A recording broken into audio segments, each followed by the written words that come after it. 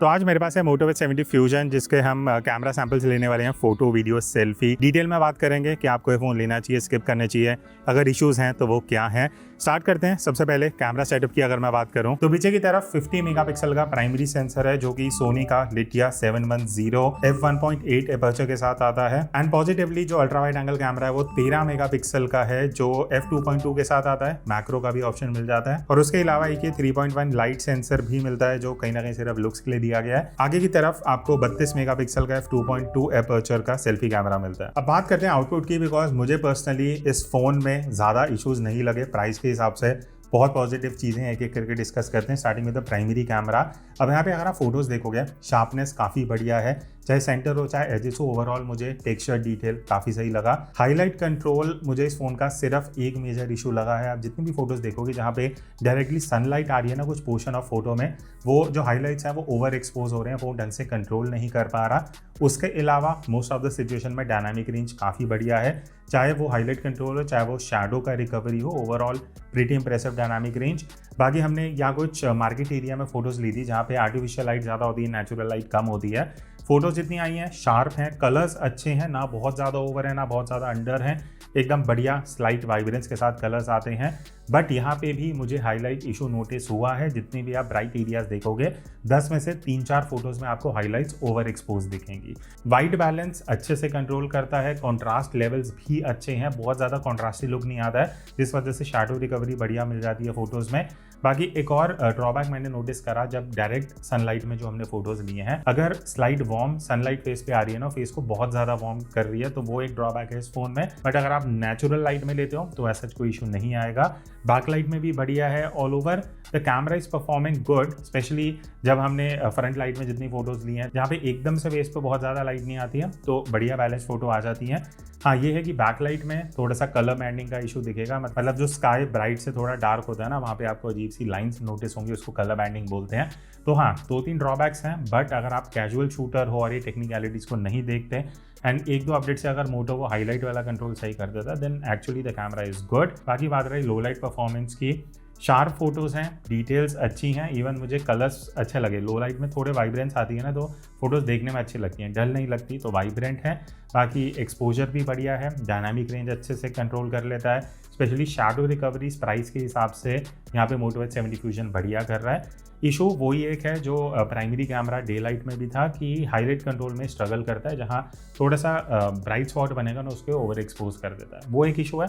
उसके अलावा कोई ऐसा दिक्कत नोटिस नहीं हुई। नॉइस कंट्रोल भी बढ़िया है। नेक्स्ट अब हम आते हैं अल्ट्रा वाइड एंगल कैमरा पे। एंड बहुत अनयूजुअल है कि 25-27 हज़ार के फ़ोन में आपको 13 मेगापिक्सल का अल्ट्रा वाइड कैमरा मिल रहा है, बिकॉज आजकल 40 हज़ार के फ़ोन भी 8 मेगापिक्सल का कैमरा दे रहे हैं। तो कंसिडरिंग दैट, आप जितनी भी फोटोज़ देखोगे, एक तो 12 mm की फोटोज़ हैं, तो वाइड एंगल अच्छा है। कलर्स की अगर मैं बात करूँ, कई लोगों के लिए थोड़ा सा ज़्यादा वाइब्रेंट आउटपुट हो सकता है, मतलब ज़्यादा आपको सैचुरेशन दिख सकती है, बट कई लोगों को ये बढ़िया भी लगता है, सोशल मीडिया रेडी आउटपुट की तरह कई लोग इसको ट्रीट करते हैं। तो वो एक पर्सनल चॉइस है जो आप पे डिपेंड करता है। But sharpness is amazing, because ultra wide angle phone मैंने बहुत टाइम के बाद अंडर 30,000 इतना शार्प आउटपुट देखा है, बिकॉज अब सेंसर्स इतने छोटे आते हैं कि फ़ोटोज़ देखने में उतना मज़ा नहीं आता है। तो overall I would say processing day time में काफ़ी बढ़िया है, जितने हमने आउटडोर शूट करा है। इंडोर की अगर मैं बात करूँ, जो ये मार्केट में कुछ आर्टिफिशियल लाइट्स में हमने शूट करा है, वाइब्रेंट आउटपुट है, देखने में अच्छा लगता है, शार्पनेस अच्छी है, इवन एक्सपोजर कंट्रोल अच्छा है, चाहे हाईलाइट्स हों चाहे शैडोज़ हों, बढ़िया डायनामिक रेंज कैप्चर होती है। ओवरऑल एक्सीलेंट आउटपुट है। मतलब मैं बोलूँगा 30 हज़ार की रेंज में ऐसा आउटपुट मिल रहा है अल्ट्रा वाइड एंगल में, आज के टाइम में बहुत रेयर होता है। हाँ, 1-2 ड्रॉबैक्स है, वो मैं बता देता हूँ। डायरेक्ट सनलाइट में जो आप ये फोटोज़ देखोगे, फेस वार्मर साइड पे जाता है, क्रोमैटिक एब्रेशन जल्दी नोटिस होती है, मतलब जो पत्तों के एजेस में आपको मेजेंटा पर्पल फ्रिंजिंग दिखती है ना, वो एक इशू है इस फ़ोन में। इसके अलावा बहुत बढ़िया आउटपुट आप एक्सपेक्ट कर सकते हो। 1-2 ड्रॉबैक्स थे वो मैं बता चुका हूँ। बाकी लो लाइट में अल्ट्रा वाइड एंगल से अगर आप फोटोज़ कैप्चर करने वाले हो, 1-2 इश्यूज मैंने नोटिस किए हैं। पहली चीज़, ये फ़ोन ना ISO इजीली बढ़ाता नहीं है, जिस वजह से शटर स्पीड स्लो हो जाती है। तो सिंपल भाषा में मैं बोलूँ तो फोटो अगर आप ले रहे हो हैंडहेल्ड, तो शेक आने के चांसेस बढ़ जाते हैं, जिस वजह से इस तरीके से फोटो थोड़ी शेकी आ सकती है। बट अगर आप थोड़ा स्टेडी होते हो या आपको थोड़ी सी अच्छी लाइट मिल जाती है रात के टाइम या शाम के टाइम, तो एक्चुअली शार्पनेस अच्छी है, थोड़ा कॉन्ट्रास्टी ज़्यादा लुक है, शैडोज डार्क कर देता है, बट शार्पनेस अच्छी है, नॉइज़ कंट्रोल बढ़िया है, हाईलाइट अच्छे से कंट्रोल कर लेता है, तो लाइट थोड़ी अच्छी मिल जाएगी तो बढ़िया आउटपुट आ जाएगा। अगर आप प्रॉपर लो लाइट में शूट करोगे तो ये स्ट्रगल करता है, जहाँ पे कॉन्ट्रास्ट ज़्यादा आता है तो शैडोज डार्क हो जाती हैं और फोटो में शेक आने के चांसेस बढ़ जाते हैं। बाकी 2x का भी ऑप्शन मिलता है जिसमें हमने कुछ फोटोज कैप्चर करी हैं, डिजिटल जूम है, ऑप्टिकल जूम नहीं है, बट यहाँ मुझे ऐसा लगा कि फोटोज थोड़ी सॉफ्ट थी, डिटेल्स मुझे मिसिंग लगी for the price that you पे। बस ये एक इशू है जो शार्पनेस क्लैरिटी वाला, उसके अलावा कलर्स अच्छे हैं, प्रोसेसिंग बढ़िया है, मतलब देख के फोटो ऐसा लगता है कि आप इसको सोशल मीडिया पे यूज़ कर सकते हो। एक्सपोजर बढ़िया कैप्चर करता है, डायनामिक रेंज का मुझे इशू नहीं लगा। हमने थोड़ा मार्केट एरिया में जो फोटोज़ लिए हैं वहाँ भी ओवरऑल बढ़िया आउटपुट था, कलर्स अच्छे हैं, कहीं भी ओवर शार्पनिंग वाली दिक्कत मुझे नहीं लगी, बिकॉज 2x में जब हम इस रेंज के फ़ोन में फ़ोटो लेते हैं ना, कई बार ओवर शार्पनिंग इफेक्ट लगती है, वो चीज़ मुझे यहाँ फ़ोन में नहीं लगी, which is a plus point. Skin tone अच्छे हैं, डायरेक्ट लाइट में बस वही दिक्कत है जो बाकी मोड्स में मैंने बताया कि फेस बहुत ज़्यादा वार्म साइड पे चले जाता है, वो कंट्रोल करने की ज़रूरत है। लो लाइट में जितनी 2x की फ़ोटो हमने ली हैं मुझे पर्सनली आउटपुट बढ़िया नहीं लगा, बिकॉज ओवर शार्पनिंग वाली लुक है, तो वो लुक ही पसंद नहीं आएगी, तो प्रोसेसिंग एक सेकेंडरी या थर्ड चीज़ हो जाती है, तो मुझे लुक उतनी अच्छी नहीं लगी। ठीक है, आउटपुट ठीक ठाक है अगर आप कलर्स और हाईलाइट कंट्रोल वगैरह देखते हो, बट ओवरऑल मेरे लिए आउटपुट प्राइस के लिए उतना बढ़िया नहीं रहा। पोर्ट्रेट मोड की बात करते हैं, आई थिंक मोटरोला हमेशा ही स्ट्रगल करता है पोर्ट्रेट मोड में, वो चीज़ यहाँ पे भी मुझे नोटिस हुई। As detection is not good, price के हिसाब से बहुत बेटर एज डिटेक्शन होना चाहिए था। ऐसा एज डिटेक्शन मैं 120,000 के फ़ोन से एक्सपेक्ट करता हूँ, तो वो अभी भी ड्रॉबैक है मोटरोला के फ़ोन्स में।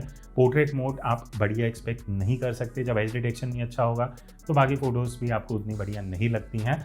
फेस भी मुझे कहीं ना कहीं ओवर एक्सपोज लगा, थोड़ी जल्दी और वार्मर साइड पे कैप्चर होता है। बाकी 35 एंड 50 mm का भी आपको ऑप्शन मिल जाता है, तो वो एक प्लस पॉइंट है कि 1x, 1.5x एंड 2x के ऑप्शन है पोर्ट्रेट मोड में, जहाँ पे यहाँ मैं कुछ 35 एंड 50 mm की फोटोज आपको दिखा रहा हूँ while I am talking about it. Processing का वही डिफरेंस है जो मैं बता चुका हूँ, एज डिटेक्शन उतना अच्छा नहीं है।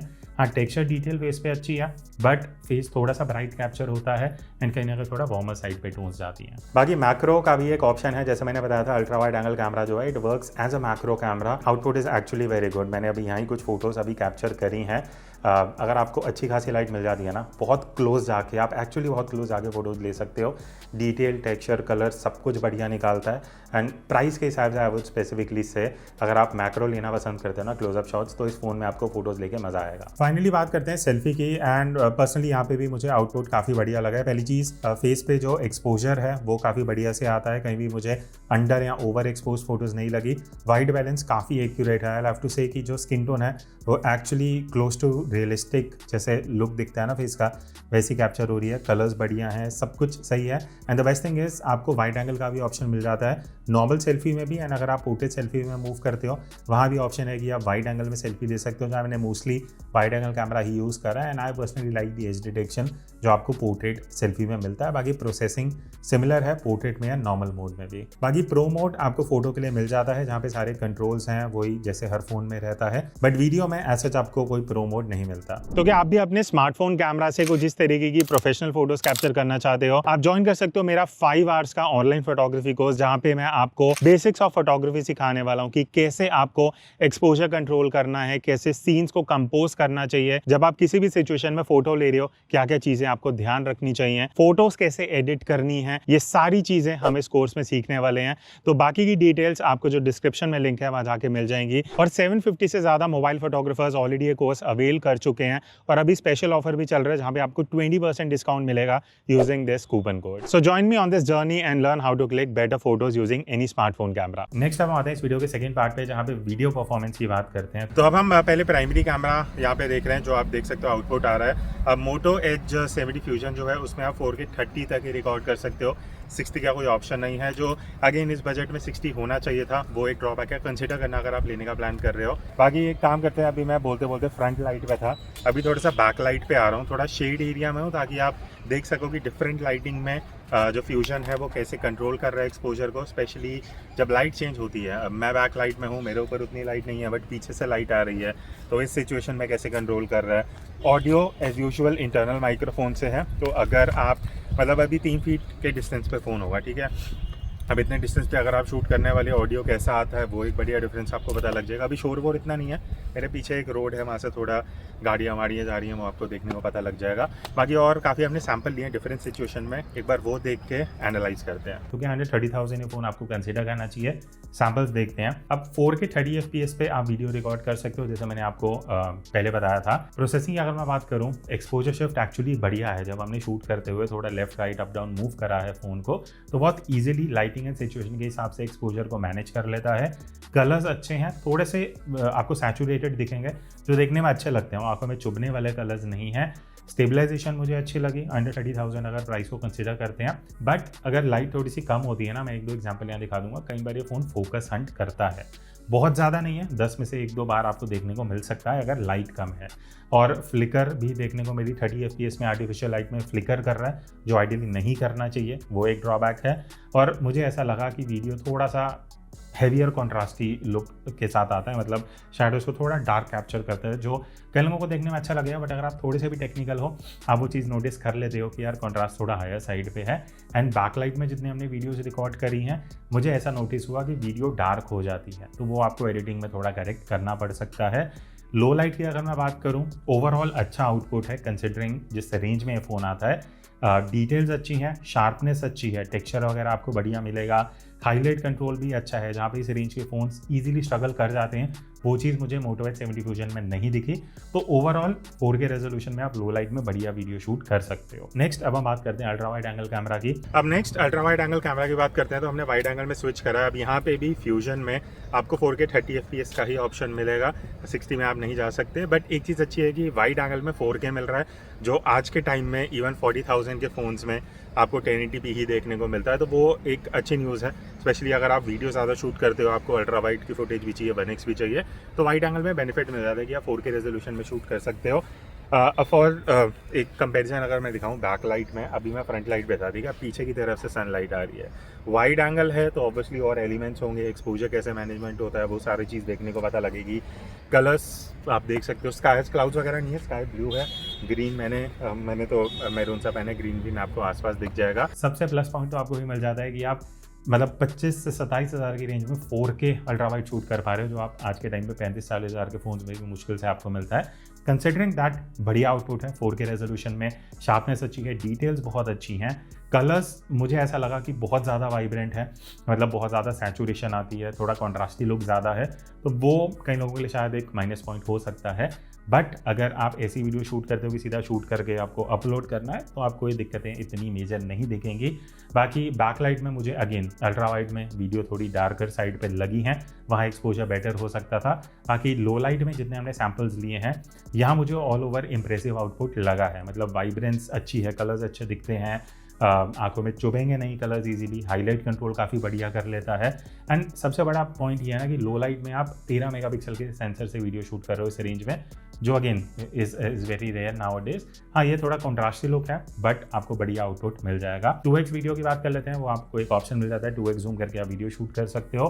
बाकी 2x का भी ऑप्शन आपको मिल जाता है, which is digital zoom, obviously because आपको टेलीफोटो कैमरा नहीं मिलता है। तो अभी मैं प्रॉपर लाइट में था, अब मैं थोड़ा सा शैडो में आ चुका हूँ, जस्ट टू सी कि डिफरेंट लाइटिंग में आपको भी एक आइडिया पता लग जाएगा। बाकी Moto Edge फ्यूजन के हमने और कुछ सैंपल लिए, एक बार वो देख लेते हैं। ओवरऑल मुझे पसंद आया आउटपुट, क्वालिटी अच्छी है कंसिडरिंग जिस रेंज में ये फ़ोन आता है। हाँ, ये है कि बैकलाइट में डार्क हो जाता है इजीली, जो प्राइमरी कैमरा की प्रोसेसिंग में भी दिक्कत है।